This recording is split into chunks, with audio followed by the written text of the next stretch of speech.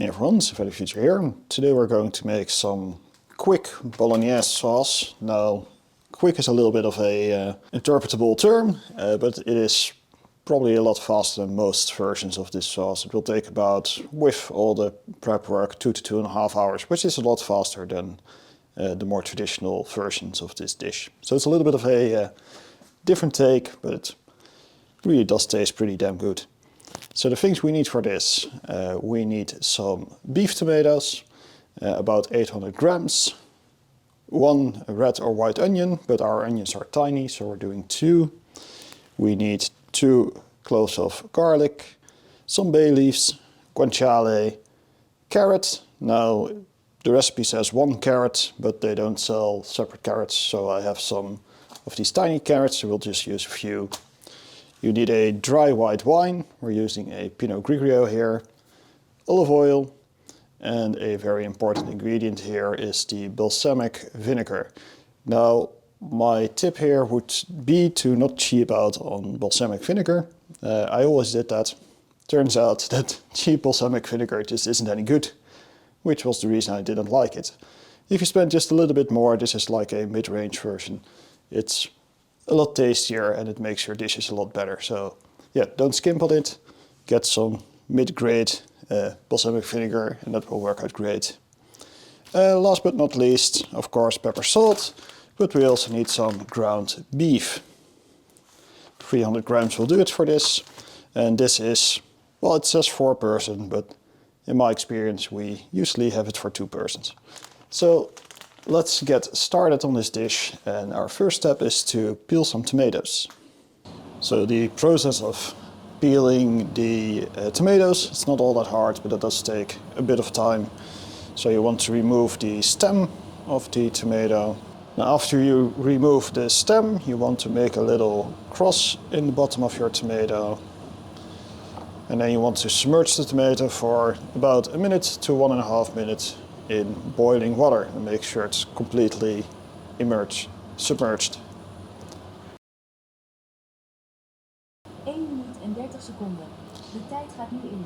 Now after boiling the tomato for about 1 to 1.5 minutes, depending on the size of your tomato, you are going to dunk it into a bowl of just cold water for a little while. While that is happening, you can prepare the next tomato, move that to the boiling water, and then we will peel the tomato that has cooled down. So there we go. We're going to take this tomato, be a little bit careful, it's a little bit warm. Drop it into the cold water. Again, make sure it's submerged. Grab a new tomato. Take off the stem. Sometimes they put up a little bit of a fight. Again, make a cross in the bottom and submerge this one. If your tomatoes have a tendency to float, just push them down while waiting or put a spoon on it or something. Just keep it under the water so it can properly cool down.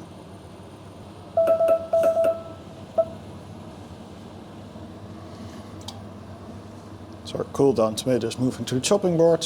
Our hot tomato is moving to the cool down board, or the cool down area. And we can add a new tomato into the hot water. This way we can kind of cycle through it. Now this is somewhat functional if you don't have too many tomatoes to peel. If you have a whole lot of tomatoes to peel, this kind of falls apart with your speed, but small batches, this works quite well. Peeling tomato, quite simple. If boiled long enough, it will mostly just come straight off. Now, I'm not a big fan of the texture of this. It's very goopy and slippery. So if you have problems with that, you might want to wear some gloves. As you can see, it should come off quite easily.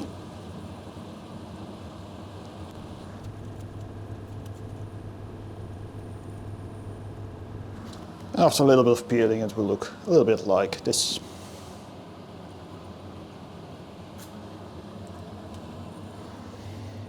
For now, we're going to move that to an empty bowl. while we wait for the next one to be ready. So now that we've skinned all the tomatoes, we can start cutting them up. So this is going to be a little bit awkward for me.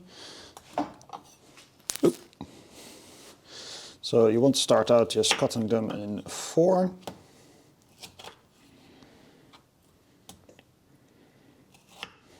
Really awkward over the camera reach, move this, we'll make it work. Now the thing we want to do here is remove all the white and the ends of the tomato, but we also want to remove these bits. So that's really the inner parts of the tomato. Now you can kind of cut a V in the tomato. That's the easiest way to get this done. Be careful with your fingers, obviously. You can just rip it out. And this will reveal another one of those stem parts in here, which you can just wiggle out. The same goes for this part. You should be able to just get it out.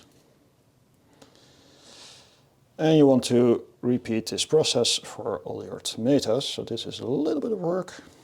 Then if you start out with a V, and then just grab it. And sometimes you tear out the middle part as well, so that's convenient. In this case, there's a little bit of a white spot here, which I would also remove. So we just keep the soft fleshy bits of the tomatoes, and we're going to repeat this for all the tomatoes until we have completely peeled and gutted tomatoes. Alright, so our next step is to cut the tomatoes. Now again, I'm at a very awkward angle, so this is going to be a little bit more awkward than it should be. But just like with the onions, the smaller you cut it, the easier it becomes a sauce. So you definitely want to just cut it nice and small.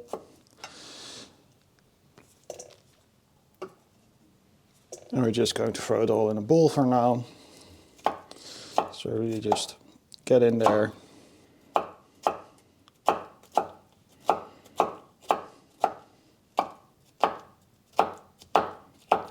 So we need to cut up 2 onions. Easiest way to manage this is to just cut off the top. Then we're going to cut it into 2 pieces. And now we can very easily, we can grab the edge and just peel the onion. Now these onions are a little bit fiddly, so this will take a little bit of time, but we'll just cut to them being peeled. And with our onions peeled, we're just going to make some cuts. Now for sauce, the rule I tend to use is the finer the better. So don't be afraid to really slice it finely, because the finer it is, the better it will mix and the easier it will be to make a smooth sauce. So there we go. And that's sufficiently fine for me. Now I don't like the whole horizontal cutting thing. I don't think it adds a whole lot, and it's, if anything, a tad bit dangerous to do. Not to say that this is the entirely safest method of cutting onions, but it gets the job done, right? Also, hanging over a camera is really not a great way to do this. So I'm just going to cut to the rest being cut from a safer angle. So the last thing we need to take care of are the carrots. And like I said, they don't sell just separate carrots here. So we have some baby carrots, and we're just going to eyeball it. We need about 4, I think, to make 1 carrot. Important to note here is that the carrot is not there to add flavor. It's purely there to add sugar and sweetness to counteract the acidity of the tomatoes. So it's not a big taste element. Now cutting these baby carrots is a little bit annoying because they are super small. So what I tend to do is to just like halve them to keep them from rolling too much. And then you can just flip them over. And I like to really make them fine, and there's no neat way of doing this aside from being careful with your fingers, really, because they're just that tiny. And we're just going to do that with this one as well. So just Be careful with your fingers. And when we have 2 of these, we can just line them up. And then we can start to just really finely chop them. And again, because they are this tiny, it's really tricky to keep a grip on them. So just take it slow. Be careful with your fingers. And this is sort of the size we're going for. We're just going to do this with all the carrots. So pro tip, if you're using a knife like this or a sutaku knife, you can use the spine to scrape your board. Never use the sharp edge because that will just dull it. So if you're doing this, just keep the knife still and move your product onto the knife. Don't move your knife under the product.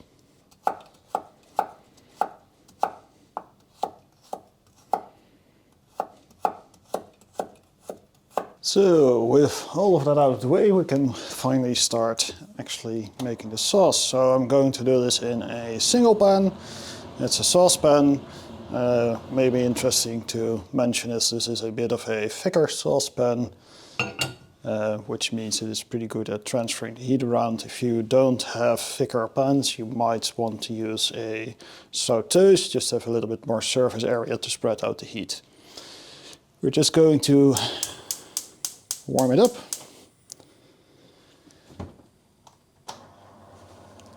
Make sure we have some fume hood action, and we're going to grab some olive oil because we actually want to start this before it gets too hot because we might burn the garlic, and that ain't fun. So 3 tablespoons of olive oil go in. It's a very unpleasing angle, I know. That's the angle we have to work with here. Just going to add a little bit more light. There we go. Put light. We're going to give this a second to warm up just a bit. Then we're going to add the onion, garlic, guanciale and the carrot. I'm just going to feel it out. It's a little bit warm, so that's great. So let's add the onion.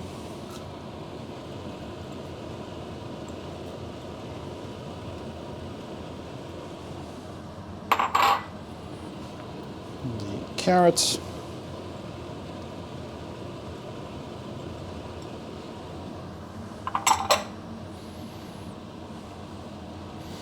Then I'm going to press in the garlic. You can also, of course, just slice it real fine, but I just think it's easier to use a garlic press because it makes things nice and small while being pretty fast to use.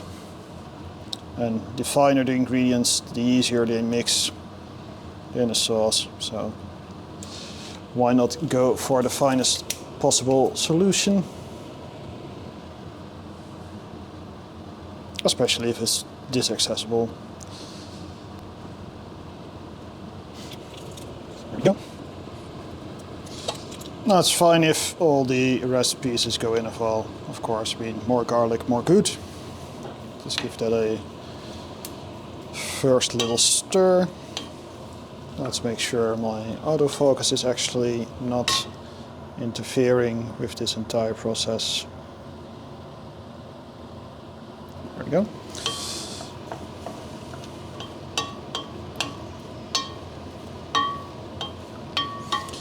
In the meantime, you can prepare 100 ml of the dry white wine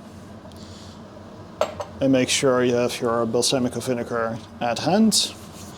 And of course, we're also going to open up our guanciale because that needs to be added as well, but we're just going to give it a little bit of time to heat up a little bit.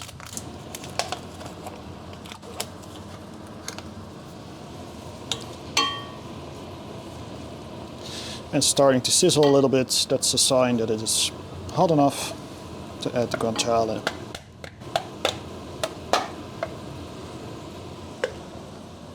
No, the trick here is to just give it a little bit of time to release all the flavors. So this needs about 3-4 minutes, give and take.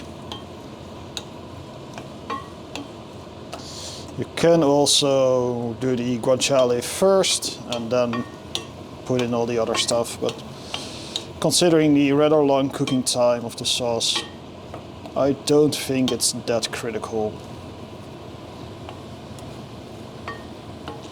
And because we have nice and finely cut ingredients, this will actually heat up pretty fast as well, so that's a nice bonus.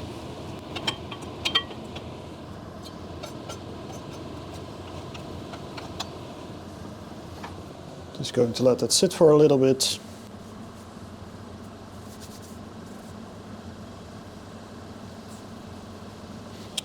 Another thing we can already do is make sure that we have our ground beef at the ready.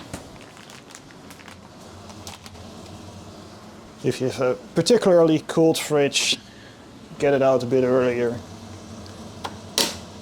just to make sure there isn't too much of a heat difference between the hot pan and the cold meat.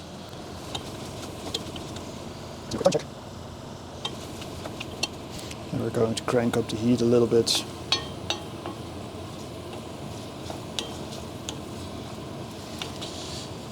We want the onions nice and soft.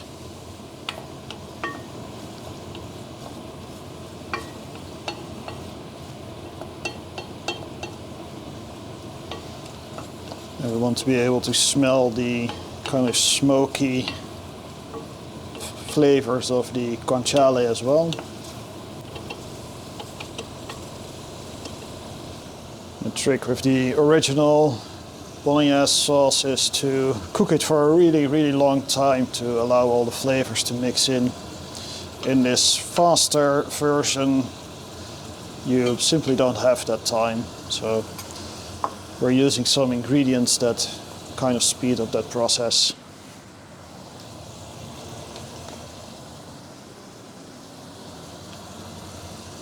And that's starting to look and smell great.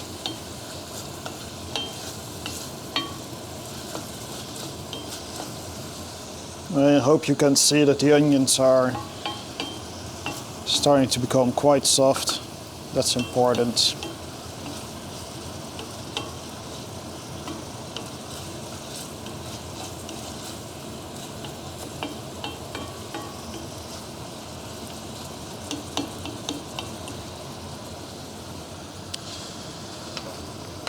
Now the next step is to add the wine and the balsamico.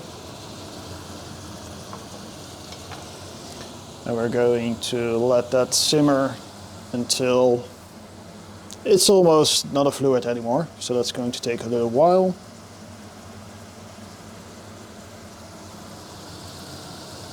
So we're doing very well. Okay. So we're going to keep the heat up.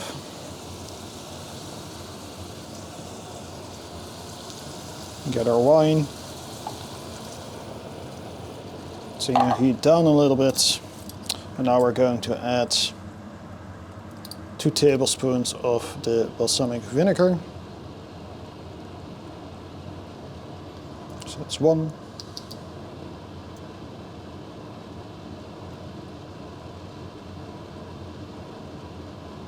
And that's 2.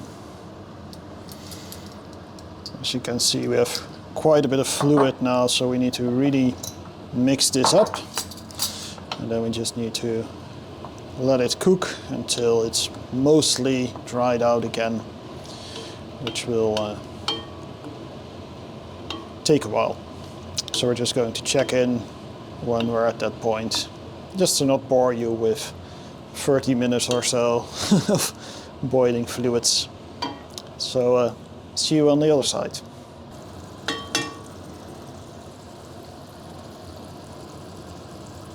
So quite a bit of time later, and as you can see, we've lost a lot of the water and alcohol from our mixture.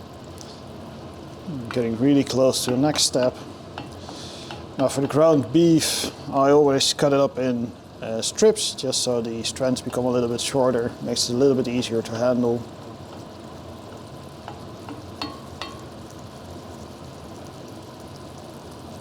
Our next step is to add the diced tomatoes and some salt and pepper, and then the ground meat, which we're going to cover with a lid, and we let it simmer for about 30-ish minutes on low to medium heat.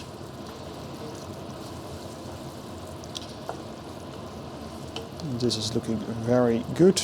Just going to let this run for another 2 or 3 minutes.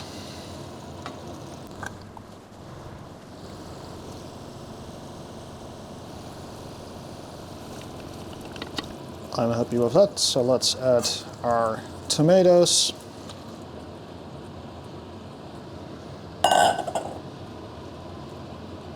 Just going to spread it out a little bit.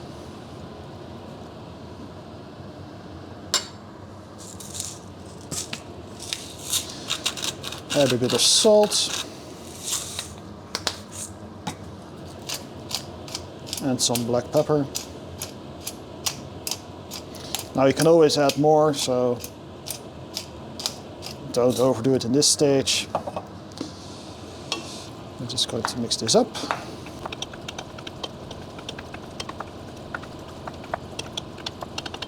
We're going to add the Italian version of MSG, which are of course some bay leaves.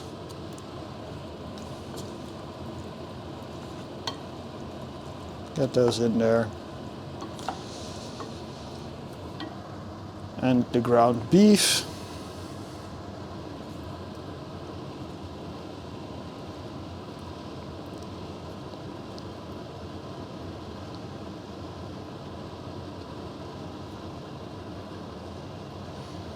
I'm going to turn up the heat a little bit because we're adding a lot of cold ingredients here, and we're just going to mix it up.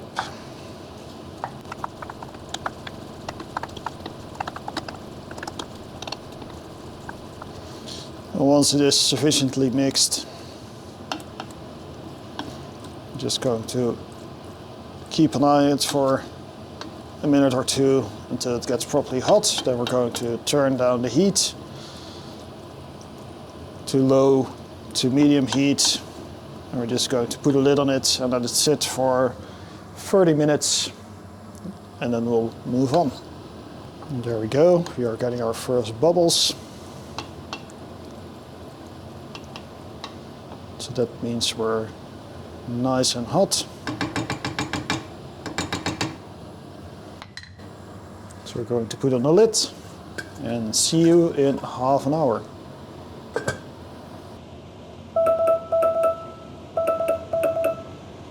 So that's 30 minutes of cooking with an occasional stir, and that should leave us about here.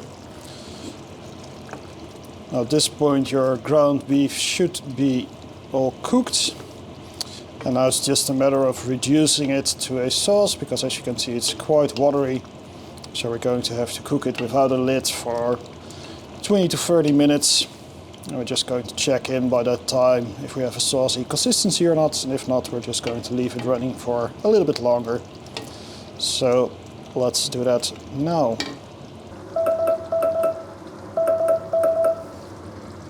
Alright, so after 20 minutes of boiling, this is where we are at. It's getting a little bit thicker, but we're not quite there yet. So we're going to leave it on for a bit longer on low fire, but this is a good point to do a quick control. So just get a little bit of sauce out of there. Make sure not to burn yourself.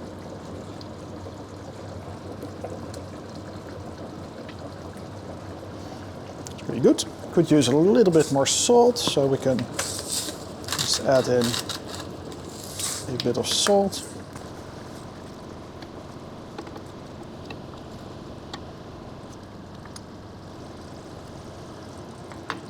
Maybe even a little bit more.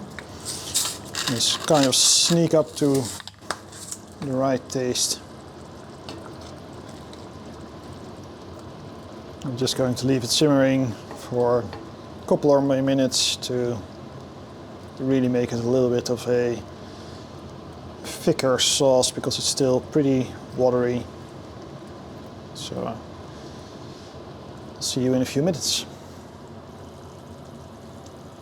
While we're in the last phase of cooking down the pasta sauce, I already turned on one of the pots for the pastas, so those are cooking there.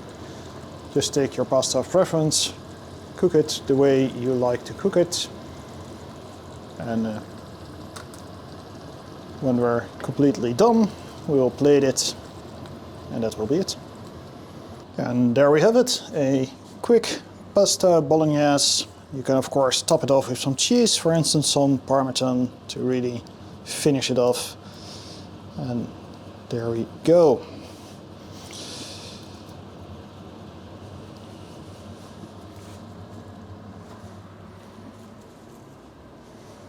Enjoy making this meal. If there are any comments, questions or suggestions, just leave them down below, and have a great day.